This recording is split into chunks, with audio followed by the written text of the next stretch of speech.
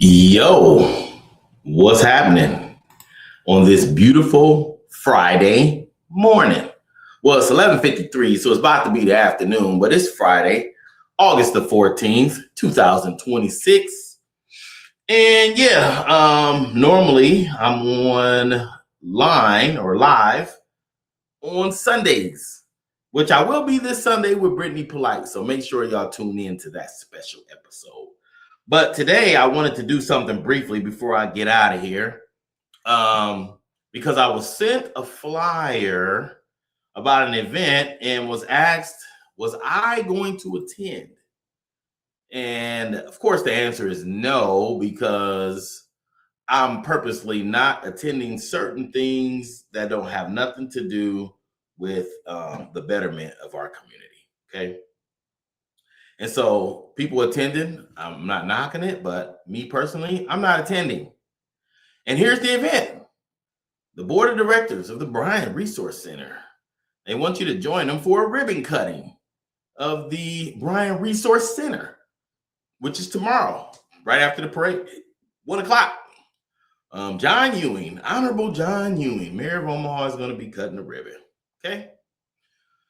So when I seen this, I thought that was pretty interesting. And just the thoughts of how did we get here to that point.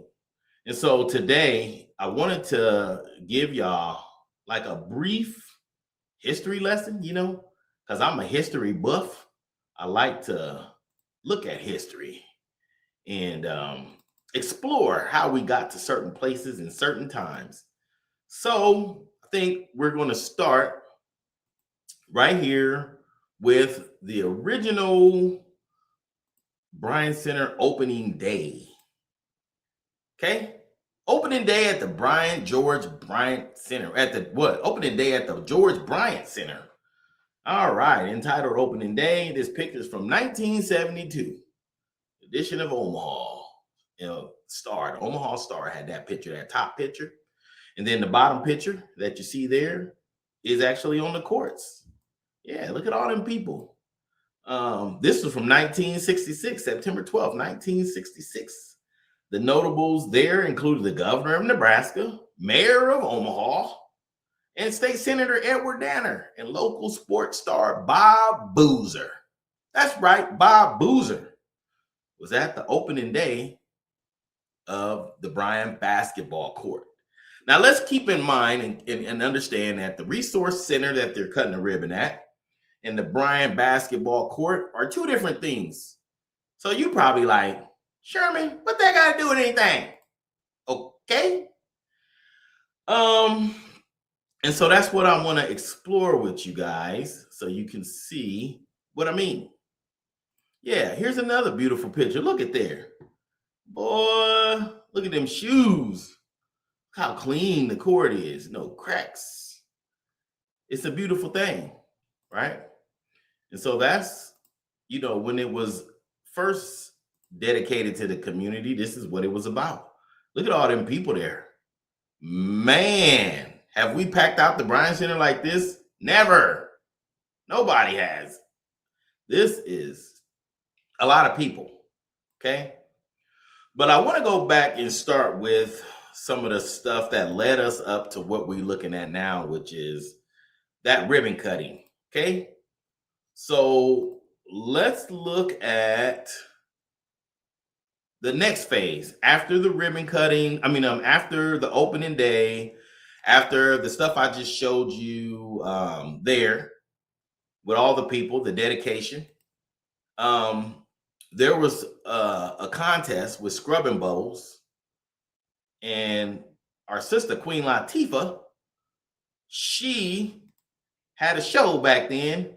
And she picked the Bryant Center to be one of the things she cleaned up. Let's check that out. Everybody knows scrubbing bubbles, right? You all know scrubbing bubbles. Well, over the last few months, they've been on a mission across America to find deserving messes to clean up.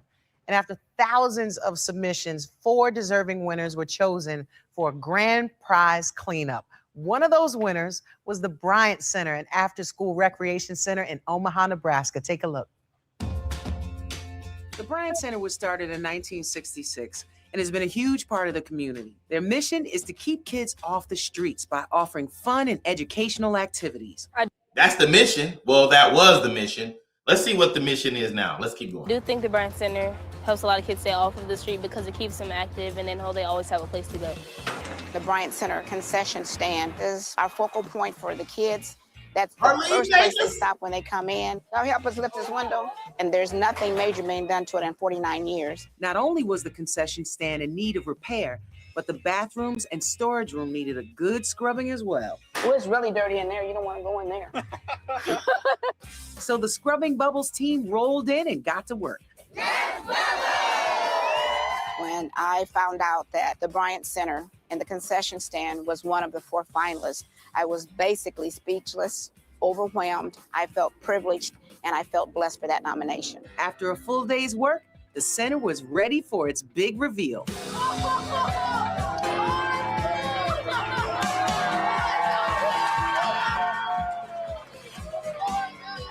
When I walked into the concession stand and saw how beautiful it was like a dream come true.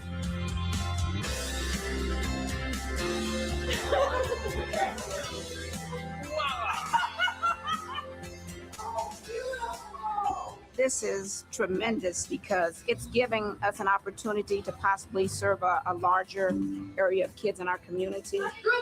And I think this will do that for us. I love me some love. All right. Didn't that feel good? Watching that felt good. I like that. I like that video. I like the whole idea of coming and cleaning it up and restoring it for the community. Okay. Now let's get into some fun facts. All right. Fun fact is what people didn't know is guess what? Miss Dacus, that's my cousin. Yeah, that is my cousin. Miss Dacus is my cousin. And I had a chance to sit down and talk to her about that video. Okay. And not only did we talk, we discussed the current state of the Bryant Center. All right.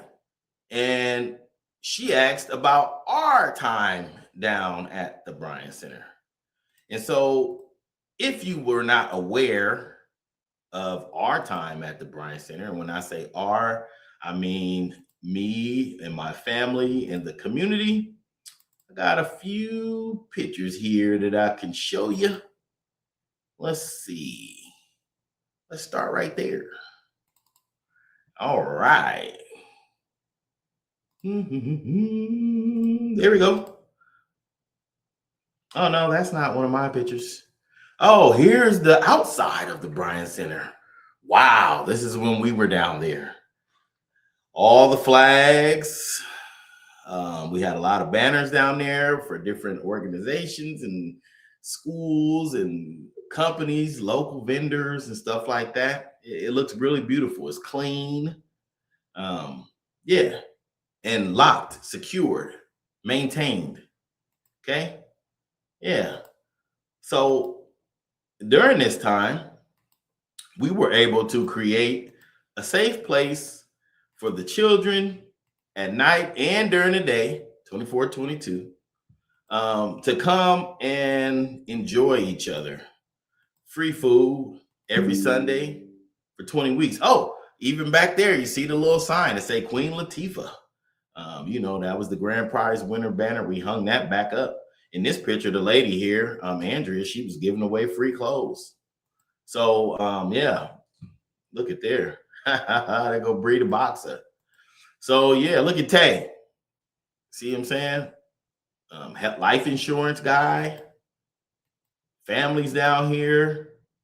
It was just beautiful. Our Sudanese brothers and sisters was there. Yeah. And so as I flip through these pictures, just want to show you, oh, Shawnee had movie night down there. Yeah, this is at nighttime. And what happened was, during the time of us being there, there were no police calls anymore. Oh, that's another archive picture from '66. Forgot to put that one in the other one. we gave children opportunities to come and sell their products. So this is a father and daughter down here selling their products. Brother Kenny was down there. You know, he would come down and teach the children about car mechanics. Yeah, it was pretty good. So yeah, Domino's, look at there. So during that time, we were there from 2021 and 2022. We did both years. Okay. And so right after that, 2023, we were asked if the church who owns the property could manage us, the people who doing the work. And they would never help. They wouldn't come pray over the food. They wouldn't blend in with the people. They wouldn't even come do nothing with us. But then they decided that they wanted to manage us. Oh, this is when it got real hot and we gave away a bunch of fans. My girl Shay did.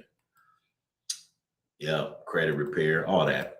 So anyway, that time came and we decided that we didn't want to have someone manage us. Yeah, the drill teams use it for practice. We didn't want to have somebody manage us who was not even managing their property.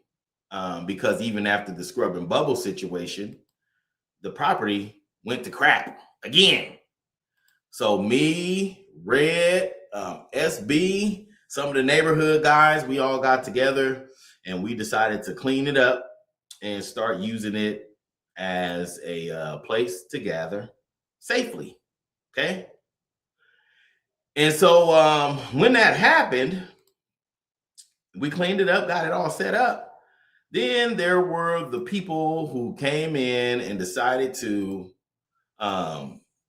use pictures that they used, took pictures from where our events was happening. They would take the pictures and then they used it during their grant application for, drum roll please, the Bryant Center, the Bryant Resource Center. That's right. They put in an application to get money for the Bryant Resource Center to remodel the Bryant Resource Center, but what about the courts? And so it's their stuff. They can do whatever. I have no issue with that. This was part of the issue I had, but I've been let it go a long time ago. But in their application, this screen is a picture of their application. See the highlighted part here? They hosted recreation events inside and outdoors to include basketball camps and contests every Sunday. Dinner is served to anyone in the community for free. Due to proximity, a loyal, homeless, and low-income population enjoys the regular fellowship and access to balanced meals in an area deemed as a food desert. This is in the Bryant Resource Center's grant to get $2 million to remodel the resource center. But that activity that they described in that grant to get the money was our activity that they did not assist us with at all. Okay. So let's establish that. They didn't assist us with it, but they took credit for the work in order to pull $2 million from the federal government, which they used to remodel the Bryant Center, Resource Center. Okay. Not the courts. I want to make sure that part is clear. It was not the courts that they remodeled.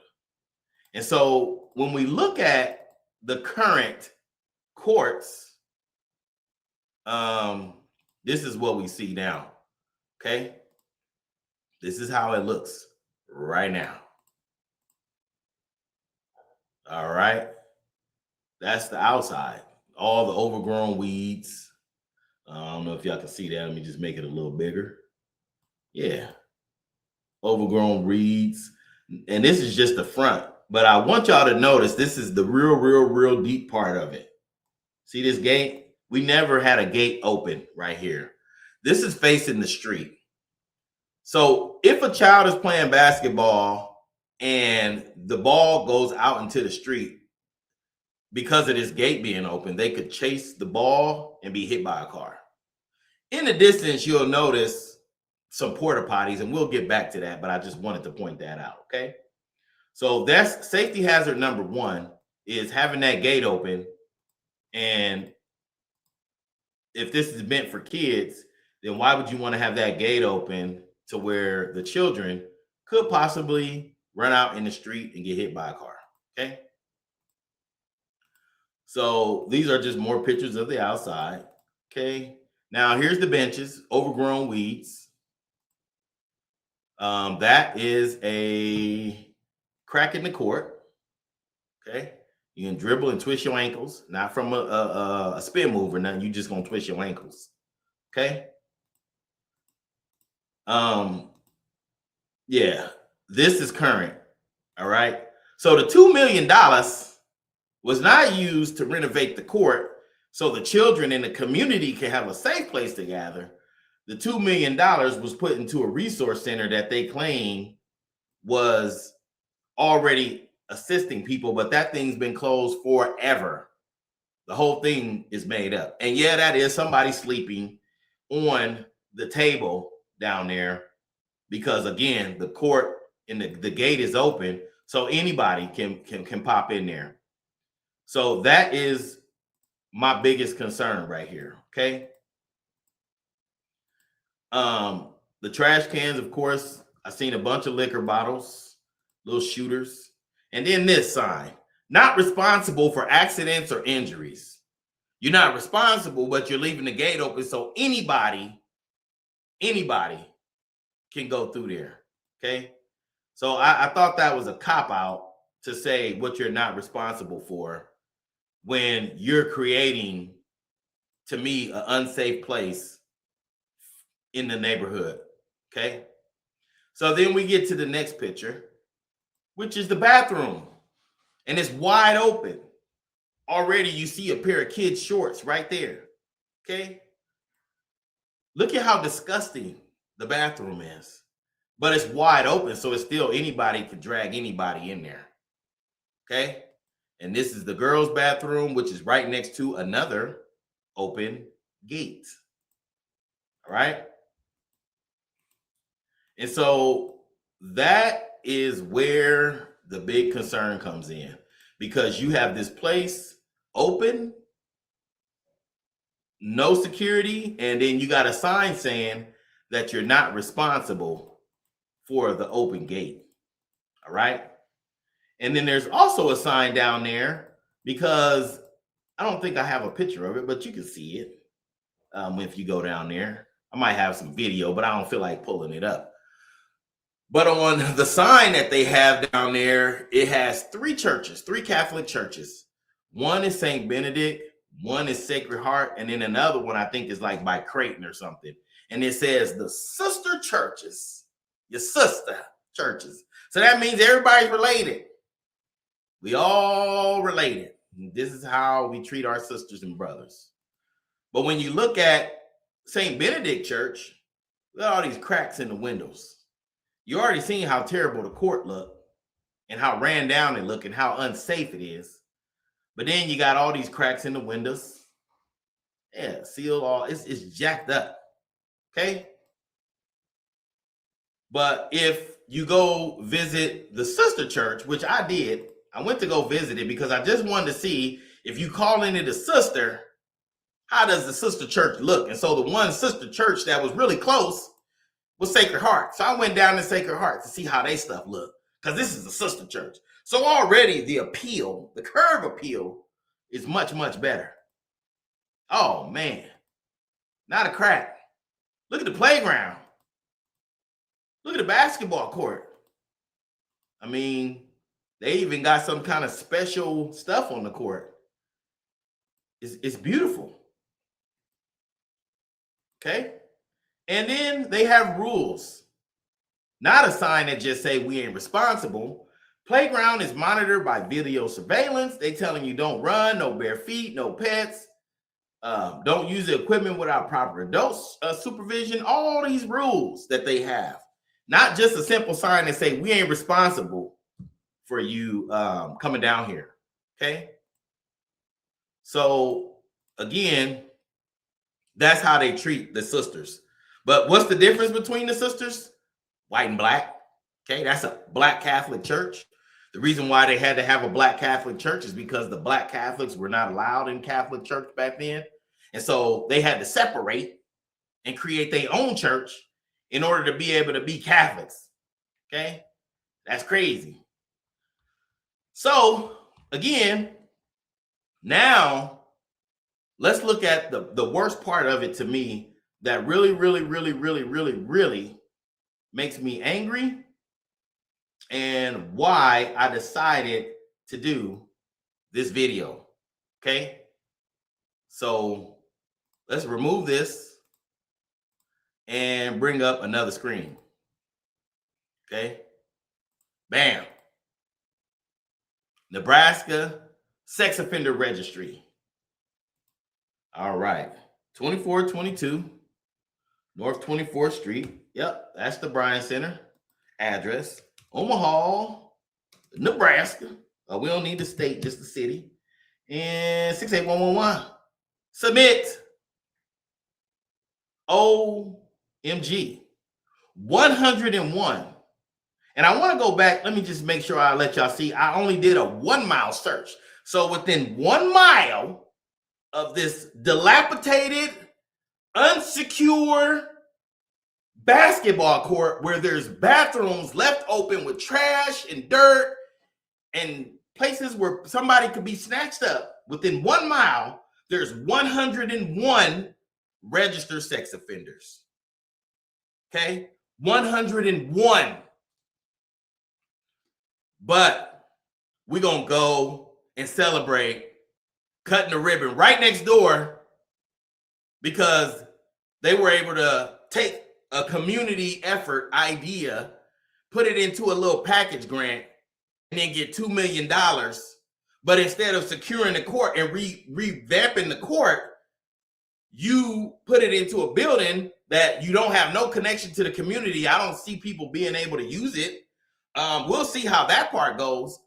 But the main part for me, because I don't care about that part, this is the part that concerns me the most, is 101 registered sex offenders in a place within 1 mile of a place that's left wide open with open bathrooms, and anybody can get in there because the access is open, like you seen the dude sleeping on the table. That's the problem I have. And that is why when y'all see me doing stuff and snapping on people, this is what makes me snap on people. Now, y'all can blame it on the fact that I had a fucked up childhood. And guess what? I don't play when it comes to children. Okay? I don't. And so when I seen this, I blew it off at first. But then once I got to thinking, and then I went down there to see how the conditions were, and I seen that immediately, this came to my head because it's a safety hazard. Just like when OHA left Spencer East wide open. And this was the same complaint I had. Why leave a place open around all these sex offenders where children can be assaulted, women can be assaulted, and you're giving them a place to harbor, to lay, to sit and wait for somebody to grab somebody. But we're going to just go cut the ribbon and be happy about that. Okay? This is the shit that get on my fucking nerves. Take it how you want. I'm not trying to discourage anybody from going to the ribbon cutting, but what I'm telling you is they're cutting a ribbon from money that they received from stealing the idea from a community program that was at the courts but didn't revamp the courts, and now the courts is a worse place than what it was even when my cousin Arlene had it and Queen Latifah cleaned it, and then the community came and cleaned it, and we ran a 20-week program every month, 5 months for 20 Sundays, and we fed the community. And then that idea was put into a grant from people who never showed up. It was put into a grant, and then they got money for it. And then this is how they do the court, and this is what they think about the community, and this is what they think about their sister church. But, you know, y'all go ahead and keep talking about the bullshit y'all talk about. and the bullshit that y'all think is important running around here in the community. And for me, my main focus is always going to be my children in the community. And I say my because I claim all the kids in the community and the safety of the community. Okay? So, yeah, I'm going to go ahead and get out of here because if I stay on here, I'm going to keep cussing. But I just want y'all to know that this is the type of stuff that's happening. Nobody is paying attention, or even if you do pay attention, the people in charge or supposedly community leaders, they know about this, but yet and still they're going to participate in cutting the ribbon for one thing, but the unsafe conditions of another place. Okay? And here it is. Yeah. They got the bread. And then I want to also show you the names of the people who's on this grant for the resource center. There's the team right there. Okay. Their phone numbers and emails is there if y'all want to contact anybody and let them know what you think about leaving the court open and the bathrooms wide open in an area with 101 sex offenders within 1 mile of this area. Okay? All right. Peace. Y'all have a great day.